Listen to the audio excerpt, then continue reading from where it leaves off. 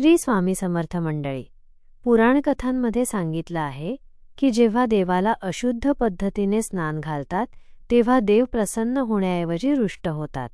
त्या रुष्टतेतून घरातील शांती नष्ट होते, आर्थिक अडचणी वाढतात आणि कधीकधी अनिष्ट स्वप्ने त्रास देतात. म्हणूनच अनेक वृद्ध मंडळी सांगतात, देवाचं पाणी चुकीच्या ठिकाणी टाकलं तर घरात लक्ष्मीचा अपमान होतो आणि लक्ष्मी निघून गेली की घर रिकामं होतं. मग देवाला अंघोळ घालायची योग्य पद्धत कोणती आहे? कोणत्या चुका टाळल्या नाहीत तर त्याचे अनिष्ट परिणाम कसे होऊ शकतात? आणि या पवित्र पाण्याचं कुठे टाकायचं? हे सारे प्रश्न तुमच्याही मनात दाटून येतात आणि मनात एक अदृश्य भीती निर्माण करतात. या व्हिडिओत आपण याच गूढ प्रश्नांची उत्तरं शोधणार आहोत. वजा देवाला अंघोळ का घालायची? तिचे पौराणिक संबंध काय आहेत? योग्य पद्धत नेमकी कोणती? कोणत्या चुका टाळल्या पाहिजेत? आणि या सर्व नियमांचं पालन केल्याने आपल्याला नेमके कोणते अद्भुत फायदे मिळतात? योग्य पद्धतीने देवाला अंघोळ घालायची कशी? देवाला अंघोळ घालण्याची पद्धत ही साधी गोष्ट नसून ती अत्यंत पवित्र, शास्त्रशुद्ध आणि भक्तिभावाने परिपूर्ण अशी प्रक्रिया आहे. प्रथम देवाला स्नान घालण्यापूर्वी पूजास्थळ, देव्हारा व त्याच्या आजूबाजूचे वातावरण स्वच्छ ठेवणे आवश्यक आहे, कारण स्वच्छता हीच देवपूजेची पहिली पायरी मानली गेली आहे. त्यानंतर स्नानासाठी लागणारे सर्व पदार्थ, गंगाजल, शुद्ध पाणी, पंचामृत, दूध, दही, तूप, मध, साखर, सुगंधी द्रव्ये, औषधी वनस्पती यांचे मिश्रण, फुले, बिल्वपत्र, तुळस इ. सर्व एकत्र करून शुद्ध भावनेने तयार केले जातात. पौराणिक विधानानुसार स्नानाची सुरुवात शुद्ध पाण्याने होते, कारण जल हे जीवनाचे मूलतत्व आहे आणि जलाशिवाय निर्मिती शक्य नाही. शुद्ध पाण्याने देवाचे चरण, नंतर गात्र आणि शेवटी संपूर्ण विग्रह अभिषेक करून सर्व कलुष धुवून टाकले जातात.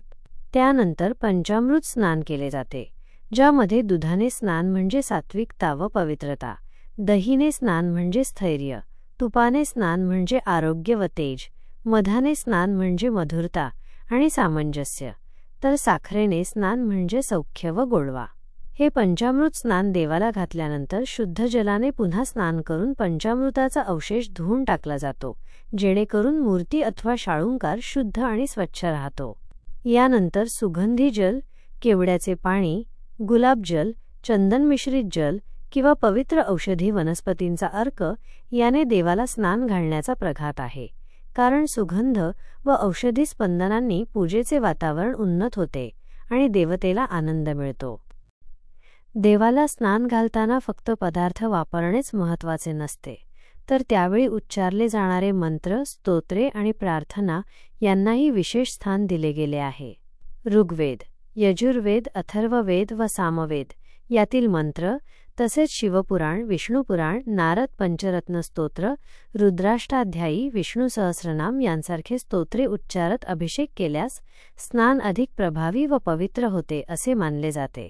उदाहरणार्थ, भगवान शिवाला स्नान घालताना ओम नमः शिवाय किंवा रुद्राध्यायीचा जप, विष्णूला स्नान घालताना ओम नमो भगवते वासुदेवाय आणि लक्ष्मी देवीला स्नान घालताना श्रीसूक्त यांचा जप केला जातो. अभिषेकाची दिशा व क्रम हे देखील महत्त्वाचे आहेत. प्रथम देवाच्या चरणांवर पाणी सोडायचे, कारण चरणांमध्ये भक्ती व नम्रता वास करते. त्यानंतर गात्र, मुख आणि शेवटी संपूर्ण मूर्तीवर जल व पंचामृत वाहून आंघोळ घालायची. स्नानानंतर देवाला पांढऱ्या स्वच्छ वस्त्राने अलगद पुसून कोरडे केले जाते आणि नवे वस्त्र परिधान केले जाते. त्यानंतर चंदन, बुक्का, कुंकू, अक्षता, फुले व हार अर्पण करून संपूर्ण शृंगार केला जातो. यामागचा गूढार्थ असा आहे की देवाला योग्य पद्धतीने स्नान घालणे म्हणजे केवळ मूर्ती किंवा शाळुंकार स्वच्छ ठेवणे नव्हे, तर तो आपल्या जीवनात शुद्धता, पवित्रता, सौंदर्य, स्थैर्य आणि सौख्य आणण्यासाठी केलेला एक सजीव संस्कार आहे. भक्त जेव्हा आपल्या हातांनी देवाला स्नान घालतो तेव्हा तो केवळ बाह्यकृती करीत नसतो, तर आपल्या अंतःकरणातील वाईट प्रवृत्ती धुवून टाकण्याचा संकल्प करीत असतो. म्हणूनच अभिषेक हा सर्वश्रेष्ठ पूजा मानला गेला आहे आणि म्हणतात की जपात श्रेष्ठम स्तोत्रम स्तोत्रात श्रेष्ठम अभिषेकम, म्हणजे जपापेक्षा स्तोत्र, स्तोत्रापेक्षा अभिषेक अधिक श्रेष्ठ आहे. लोक देवाला अंघोळ घालताना कोणत्या चुका करतात? हिंदू धर्मातील पूजाविधी हे अत्यंत शास्त्रशुद्ध पद्धतीने करायचे सांगितले आहेत. देवाला अंघोळ घालणे हा एक पवित्र व अत्यंत महत्त्वाचा भाग आहे, कारण ही केवळ एक धार्मिक कृती नसून ती भक्ताच्या मनशुद्धी, भावनाशुद्धी व कर्मशुद्धीचे प्रतीक आहे. परंतु आजच्या काळात अज्ञानामुळे, घाईगडबडीत किंवा योग्य मार्गदर्शन न मिळाल्यामुळे अनेक लोक देवाला स्नान घालताना काही गंभीर चुका करतात. या चुका केल्यामुळे पूजा निष्फळ होण्याची शक्यता असतेच, शिवाय अनाहूतपणे पापही लागते, असे शास्त्र सांगते. पहिली मोठी चूक म्हणजे अशुद्ध अवस्थेत स्नान करणे. अनेक लोक स्वतःने स्नान न करता, अंघोळ न करता किंवा शुद्ध वस्त्र न घालता देवाला अभिषेक करतात. शास्त्रात सांगितले आहे की देवाच्या पूजेसाठी शरीर, मन आणि वस्त्र यांची शुद्धता आवश्यक आहे. अन्यथा ती कृती देवाला नव्हे तर आपल्याच अहंकाराला वाहिलेली मानली जाते.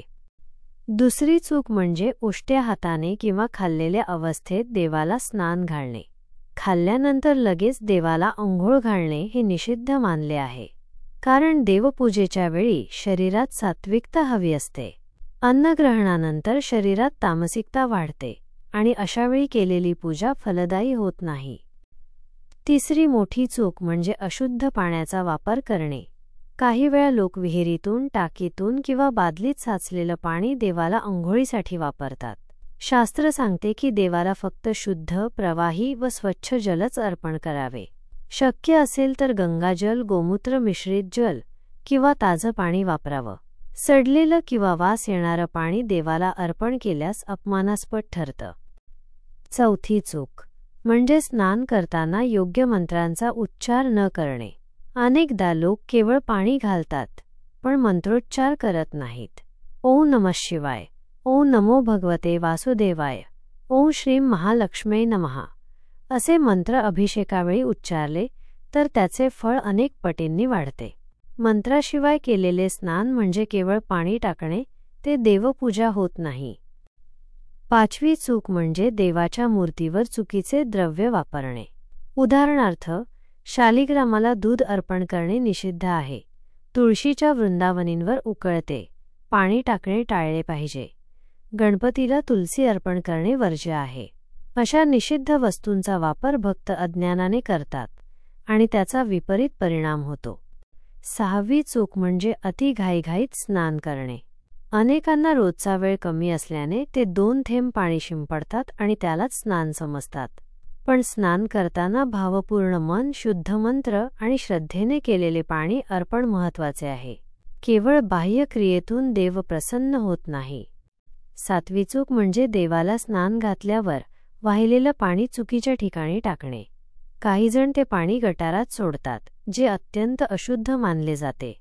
ते पाणी तुळशी, पिंपळ, वटवृक्षाच्या मुळाशी किंवा घरातील पवित्र जागी सोडले पाहिजे, कारण देवाला वाहिलेलं पाणी म्हणजे ते स्वतः पवित्र गंगाजलाचे स्वरूप घेते. या सर्व चुका टाळणे हे अत्यंत आवश्यक आहे. शास्त्र सांगते की चुकीने केलेल्या पूजेमुळे कधीकधी भक्ताला अपेक्षित फळ मिळत नाही, उलट अडचणी वाढतात. त्यामुळे देवाला अंघोळ घालताना स्वच्छता, शुद्धता, मंत्रोच्चार आणि योग्य नियम यांचं पालन करणं हेच खरी भक्ती आहे. श्रद्धा असली तरी शास्त्रविधी दुर्लक्ष केल्यास पूजेचा लाभ अपूर्ण राहतो, हे लक्षात ठेवावं. कोणत्या देवाला कशा प्रकारे अंघोळ घालावी? महाराष्ट्रातील देवघरात जे जे देव असतात त्यांना अंघोळ घालण्याची परंपरा केवळ शुद्धतेसाठी नसून त्या देवतेची कृपा, समाधान आणि आशीर्वाद प्राप्त करण्यासाठी केली जाते. प्रत्येक देवतेला वेगवेगळ्या प्रकारच्या स्नानाची आवड असते आणि ती स्नानपद्धती जर योग्य रीतीने पार पाडली तर भक्ताच्या जीवनात सुख, समाधान, आरोग्य, संपन्नता आणि मानसिक शांती येते. म्हणूनच देवघरातील श्री गणपतीला प्रथम स्वच्छ पाण्याने अंघोळ घालून नंतर पंचामृताचा स्नान दिला जातो, कारण दूध, दही, तूप, मध आणि साखर यांचे मिश्रण गणपती बाप्पाच्या प्रसन्नतेचे द्योतक आहे. अशा अंघोळीमुळे घरातील विघ्ने दूर होतात, नवीन कार्यांची सुरुवात यशस्वी होते आणि मनाला एक प्रकारची गोडी व आनंद लाभतो. त्यानंतर श्री शिवशंकराला अंघोळ घालणे हे अभिषेक स्वरूपात केले जाते. गंगाजल, दूध, दही, मध, ऊसाचा रस, नारळ पाणी आणि बिल्वपत्रयुक्त पाण्याने शिवलिंग स्नान घातल्याने पापक्षालन होते, मनातील नकारात्मकता नष्ट होते आणि आयुष्य अधिक समाधानी होते. शिवाला अभिषेक केल्याने मानसिक शांतता आणि रोगांपासून संरक्षण लाभते. श्री विष्णू अथवा विठोबा यांना दूध, गंगाजल आणि तुलसीपत्रयुक्त पाण्याने स्नान घातल्यास आयुष्यातील अडथळे दूर होतात, कुटुंबात सौहार्द वाढते, तसेच भक्ताला संपन्नता आणि दीर्घायुष्य प्राप्त होते. श्री स्वामी समर्थांना अंघोळ घालण्याची पद्धत. महाराज हे दत्तावतार असल्यामुळे त्यांना साधेपणानेच अंघोळ घालणे योग्य मानले जाते. शुद्ध गंगाजल किंवा तुळशीपाने घातलेले स्वच्छ पाणी घेऊन स्नान घालावे. दूध, दही, मध, पंचामृत यांचा वापर टाळावा, कारण स्वामी हे संन्यासी स्वरूपातील आहेत. स्नानानंतर स्वच्छ पांढऱ्या वस्त्राने मूर्ती पुसून चंदन लावावे, फुले, हार अर्पण करावे आणि ओम श्री स्वामी समर्थाय नमः या मंत्रजपात पूजन करावे. अशा पद्धतीने स्नान केल्यास घरातील संकटे दूर होतात, अनिष्ट ग्रहबाधा कमी होते, धैर्य व आत्मविश्वास वाढतो आणि जीवनातील अडथळे दूर होऊन स्वामींचे संरक्षण लाभते. श्रीराम, सीता, लक्ष्मण आणि हनुमान यांना स्वच्छ पाणी आणि पंचामृताने अंघोळ घालणे श्रेयस्कर मानले जाते. रामदरबाराला अशा प्रकारे स्नान घातल्यास घरात धर्मनिष्ठा, प्रेम, आपुलकी आणि ऐक्य वाढते. हनुमानाला नारळ पाणी व पंचामृताने स्नान केल्याने शत्रूंचा नाश होतो, आत्मविश्वास वाढतो आणि धैर्य प्राप्त होते. देवी महालक्ष्मी, भवानी, तुळजाभवानी इत्यादी ला गुलाब पाणी, पंचामृत आणि गंगाजलाने स्नान केल्यास घरात सौभाग्य, लक्ष्मीप्राप्ती, समृद्धी आणि आरोग्य लाभते. देवीच्या अंघोळीमुळे घरातील स्त्रियांच्या आयुष्यात समाधान, दीर्घ सौख्य व मंगलकारकता वाढते. तसेच तुलसीचे रोप हे देवघरातील सर्वांत पवित्र मानले जाते. तुलसीला फक्त स्वच्छ पाणी किंवा गंगाजलानेच अंघोळ घालावी. असे केल्याने घरातील वातावरण पवित्र होते, कुटुंबातील तणाव कमी होतो आणि लक्ष्मीचा स्थिर वास राहतो. सूर्यनारायणाला साध्या पाण्याने किंवा गंगाजलाने स्नान करून अर्घ्य दिल्यास आरोग्य उत्तम राहते, आयुष्य तेजस्वी बनते आणि मानसिक ऊर्जा वाढते. धार्मिक ग्रंथांना स्नान घालत नाहीत, पण स्वच्छ पाणी शिंपडून धूप दीपाने शुद्धी केली जाते आणि त्यातून ज्ञान, आध्यात्मिक उन्नती आणि मानसिक स्थैर्य प्राप्त होते. या सर्व अंघोळीमुळे देव प्रसन्न होतात. त्यांच्या कृपेने घरात शांती, समृद्धी आणि आरोग्य येते. तसेच नकारात्मकता, रोगराई आणि विघ्ने दूर होतात. देवाला अंघोळ घातल्यानंतरच्या पाण्याचं करायचं काय? हिंदू धर्मशास्त्रात देवाला अंघोळ घालणे म्हणजे केवळ मूर्तीवर जल शिंपडणे किंवा अभिषेक करणे एवढीच कृती नसते, तर त्या स्नानानंतर वाहिलेलं पाणी हे स्वतःमध्ये दैवी शक्ती, पुण्य आणि पवित्रता घेऊन येतं असा विश्वास आहे. हे पाणी साधं पाणी नसून ते तीर्थ किंवा अभिषेक जल म्हणून ओळखलं जातं. देवाच्या मूर्तीला किंवा शालिग्रामाला, शिवलिंगाला, विष्णूच्या शंखाला, देवीच्या विग्रहाला, गणपतीला स्नान घातल्यावर वाहिलेलं पाणी त्या देवतेच्या आशीर्वादानं पवित्र होतं. म्हणूनच त्याचा योग्य सन्मान आणि योग्य वापर करणं हे भक्ताचं कर्तव्य आहे. सर्वप्रथम लक्षात ठेवण्यासारखी गोष्ट म्हणजे हे पाणी कधीही गटारात, शौचालयाच्या नाल्यात किंवा कचऱ्यात टाकू नये, कारण ते पाणी आता सामान्य राहत नाही. ते गंगाजला समान मानलं जातं. अशुद्ध स्थळी ते टाकणं म्हणजे देवाचा अपमान करणं होय.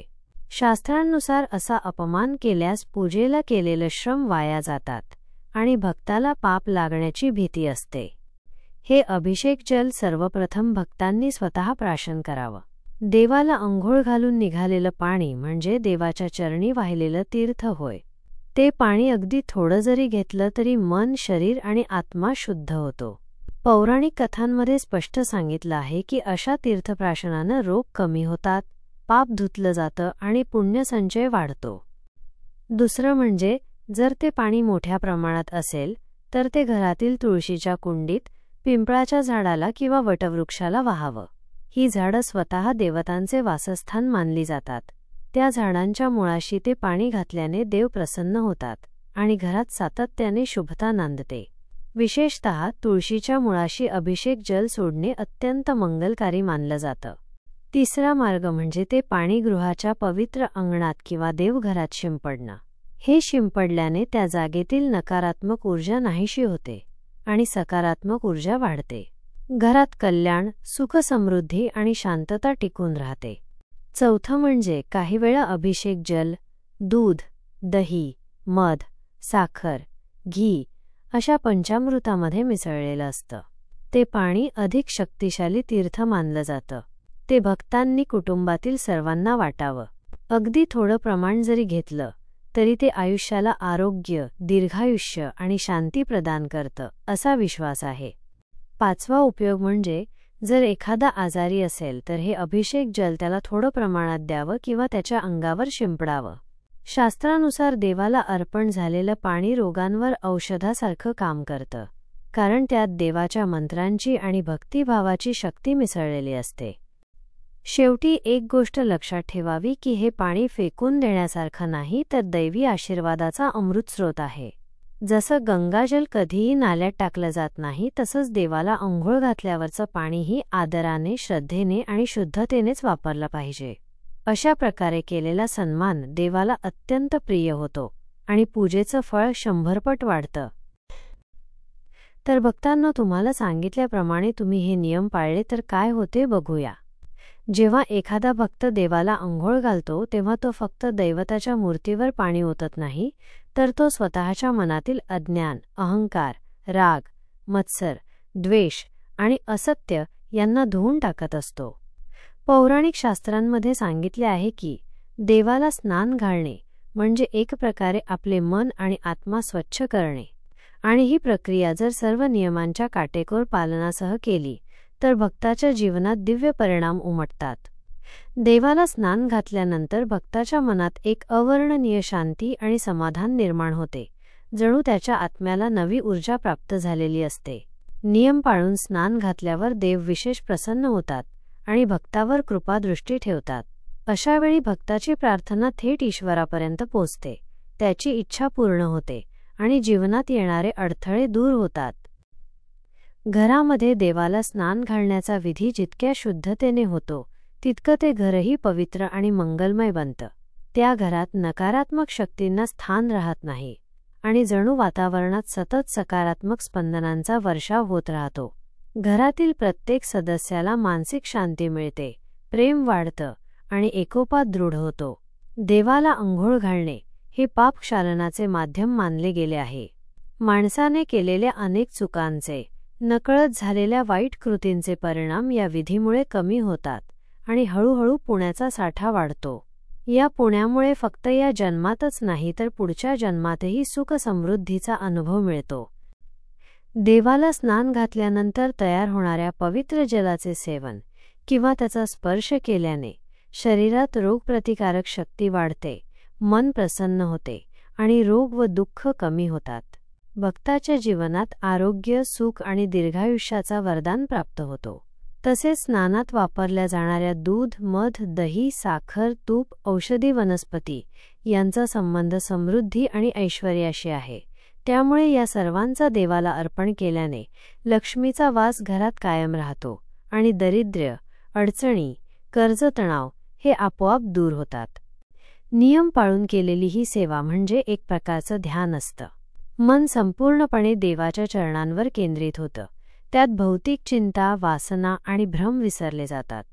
हळूहळू भक्त आपल्या आत्म्याला अधिक उंचावतो, त्याची आध्यात्मिक प्रगती होते आणि तो मोक्षमार्गाकडे वाटचाल करू लागतो. याचे महत्त्व हे की याचे फळ केवळ पूजा करणाऱ्या व्यक्तीपुरते मर्यादित राहत नाही, तर त्या घरातील प्रत्येक सदस्यावर त्याचा परिणाम दिसतो. घरात सतत शुभशक्तीचा वास होतो, आपत्ती टळतात, नात्यांमध्ये समरसता येते आणि संपूर्ण कुटुंब आनंदी व प्रगतिशील बनते. अशा प्रकारे देवाला अंघोळ घालण्याचं सर्व नियम पाळणं हे केवळ परंपरा किंवा आडाखा नसून ते एक महान साधना आहे, जी भक्ताला बाह्य आणि अंतर्गत दोन्ही स्तरांवर शुद्ध करून जीवनाला दिव्य, मंगलमय आणि आनंदमय बनवते. तर तुम्हाला हा माहितीपूर्ण व्हिडिओ आवडला असेल तर जास्तीत जास्त लाईक करा. व्हॉट्सअप ग्रुपमध्ये आपल्या प्रियजनांना पाठवा. आणि कमेंटमध्ये जय श्री स्वामी समर्थ लिहा. त्यांचा आशीर्वाद सदैव तुमच्या पाठीशी राहील. आणि आपल्या चॅनलला सबस्क्राईब करायला मात्र विसरू नका.